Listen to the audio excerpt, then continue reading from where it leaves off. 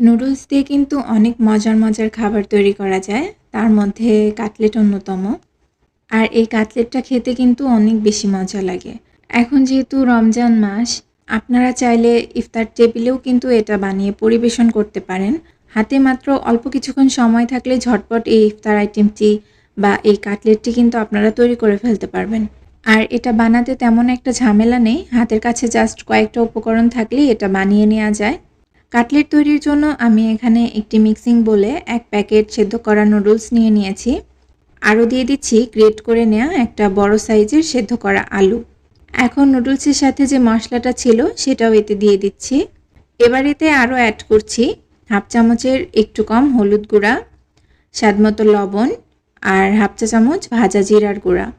সেই সাথে দিচ্ছি 3টি কাঁচামরিচ কুচি, একটি পেঁয়াজ কুচি আর পরিমাণ মতো ধনিয়া পাতা কুচি। দিচ্ছি হাফ চা চামচ আদা রসুন বাটা এবং সেই সাথে 1 চা চামচ টমেটো কেচাপ।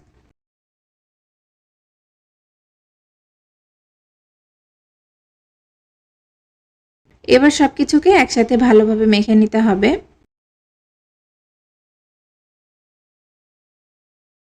মেখে নেওয়া হয়ে গেছে। এখন এখান থেকে সমপরিমাণ মিশ্রণ নিয়ে গোল গোল বল তৈরি করে নিব। এতে করে পরবর্তীতে কাটলেটের শেপ দিতে সুবিধা হবে।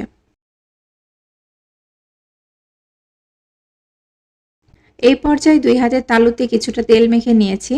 এবার হাতের সাহায্যে এক এক করে এগুলোকে কাটলেটের শেপ অনুযায়ী তৈরি করে নিব।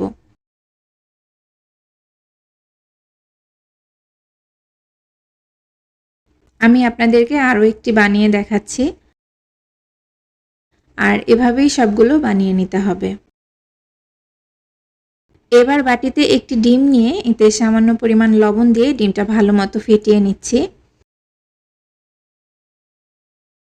এই পর্যায়ে এক এক করে কাটলেটগুলো প্রথমে ডিমের গোলায় চুবিয়ে নিয়ে এরপর বিস্কুটের গুঁড়ায় ভালোভাবে গড়িয়ে নিতে হবে। আর এভাবেই সবগুলো কাটলেট বানিয়ে নিয়ে সরাসরি ভাজতে চলে যাব।